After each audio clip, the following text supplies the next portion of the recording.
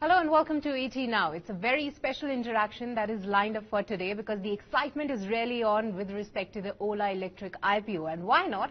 This is the first EV startup in India to get the green light from SEBI. And indeed, what is the roadmap ahead?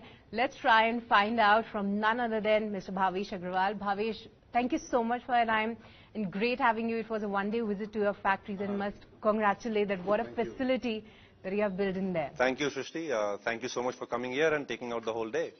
Well, it was indeed an exciting journey, Bhavish, but I have a lot of questions lined up, but let me start with the roadmap for the EV industry as a whole, you see. Because what we have seen in the past 4 years, you have been a disruptor. Not just a disruptor, you have been a market leader out there. But the EV industry globally is actually on a declining trend, I would say. Not much That's not true, but let you complete and then I'll answer. All right. So what we're seeing is that in India, after the FAME subsidy cut, there's been a little bit of not that much of a growth that we are seeing in the industry. But what is making you optimistic about the industry growth and this 50% market share that you're still holding? How confident are you to maintain that? No, Srishti, you're clearly tracking us very closely. And see, a lot of moving parts, but the FAME subsidy, the government has indicated a certain trajectory. And we support that. And if you see, about a year and a half ago, it was 60,000 per vehicle. And now it's about 10,000 a vehicle. But the industry has grown in that period. And you know why I believe the industry has grown? Because the consumer is clear that EV is the future. The consumers are actually increasingly preferring EV over ICE globally. And you mentioned global trends and all, but if you look at the data even globally, right, with a little bit of ups and downs, cyclical movements, structurally the industry is still growing very fast because the EV proposition to the consumer is actually a great proposition. You have a vehicle which doesn't vibrate, it doesn't tire you, it has better acceleration, torque, and better cost of ownership because the usage cost of EV over petroleum or ICE vehicles is so much better. In India also, India began its EV journey only a few years back. And when we founded Ola Electric 4 years ago, we founded with the mission that we really want to do our bit to make India a global EV hub. Because India is a country of consequence. India is 20% of the world's population. So India needs to really build its own EV paradigm, its own products, and its own core technology in the EV stack to become a large part of the global EV revolution. And that's what our mission is, and that's what I believe the opportunity is for the whole industry in India to really contribute to this EV future. We started selling products only 2.5 years back, and in 2.5 years, you have seen how the industry has grown, how our volumes have grown, and how, like you said, our market share has grown.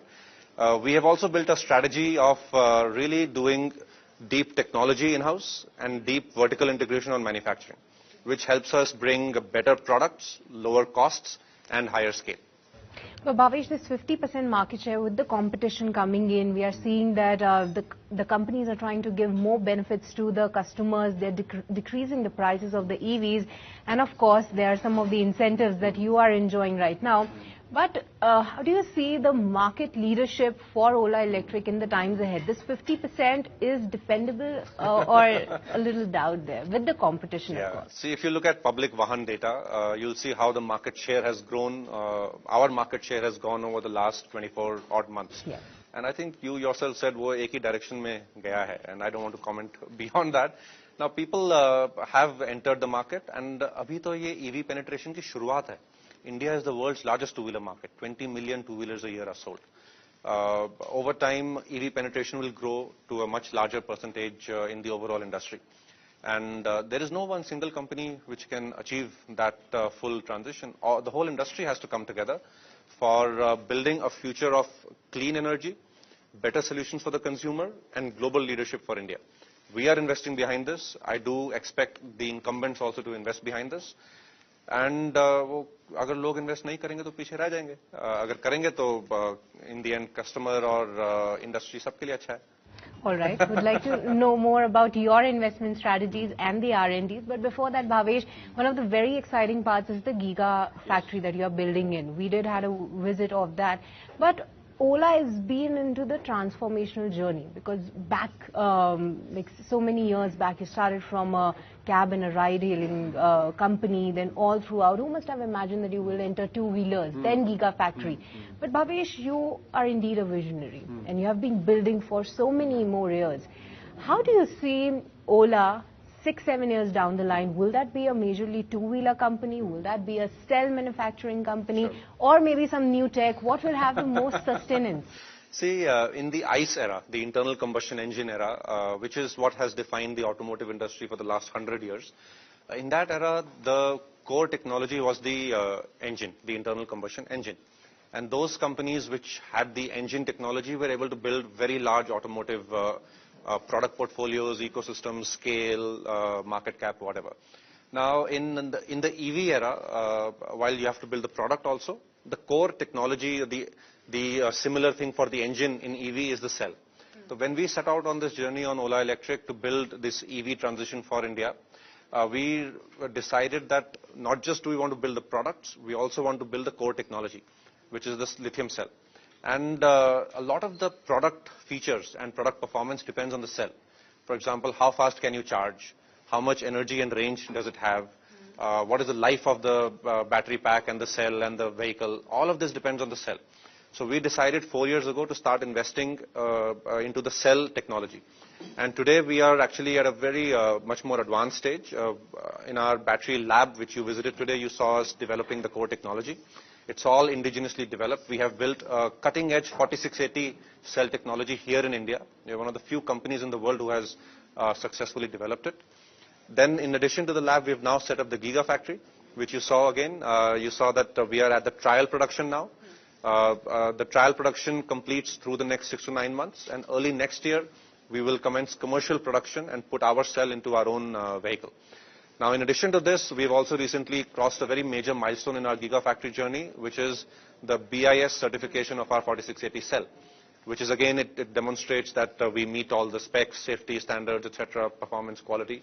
Again, a major milestone in this journey. So with this PLI scheme, 20 gigawatt is the capacity that you are aiming at in the few phases. But apart from that, how much of this could be used for the captive, and how much you are looking to cater to the needs of the other companies, and how confident you are, Bhavish, that other companies will also come and give you orders? Why I'm asking this is because in the passenger vehicle segment, what we are seeing is that companies are definitely outsourcing, but in the two-wheeler segment, the market is not that developed in terms of outsourcing that. So why do you feel that the companies will come to you to give you orders?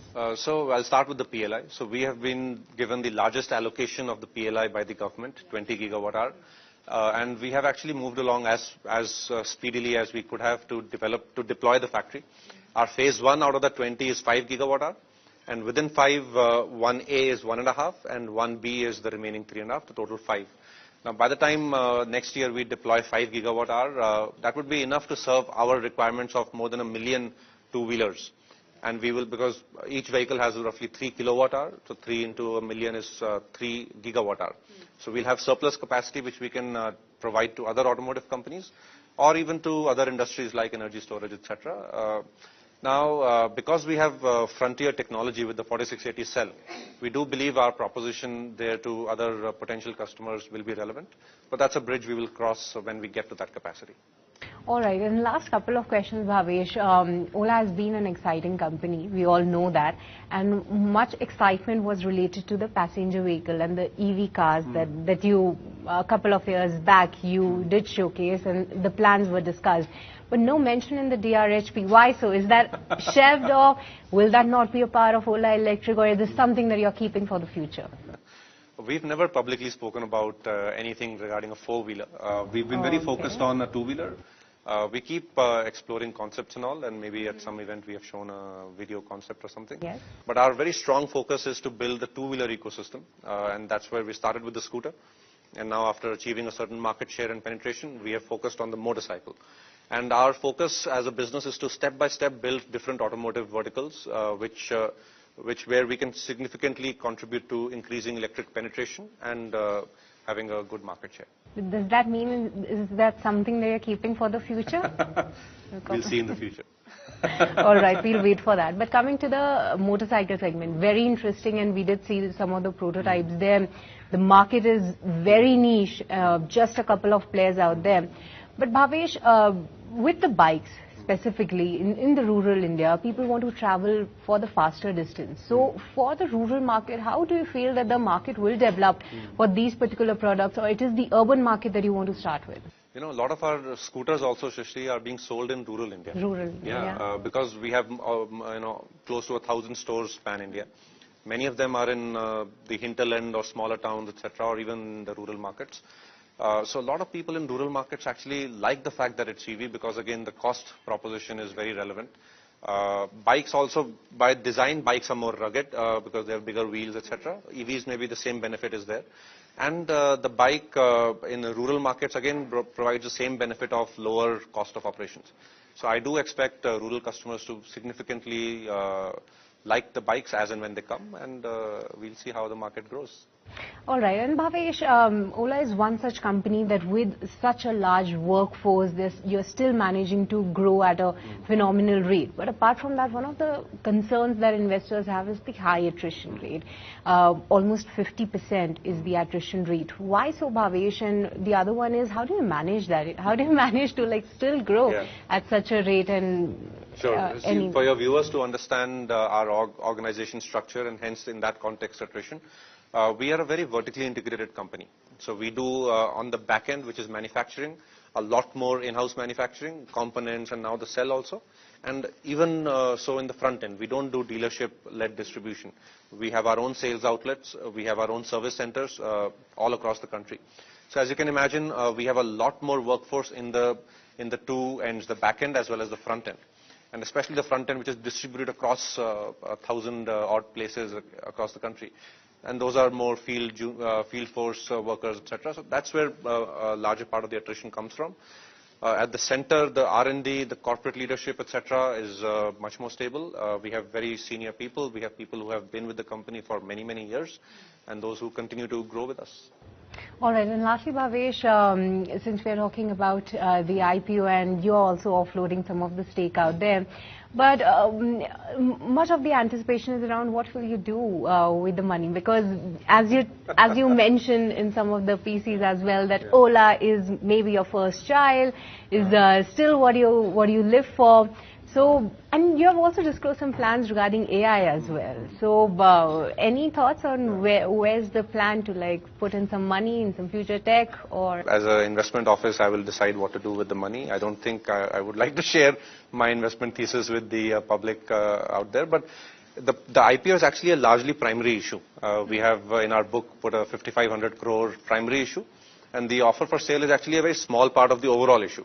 And my shares are a prorated percentage of that largely. Everybody has to offer a certain amount of shares. So it's in that light I expect people to understand.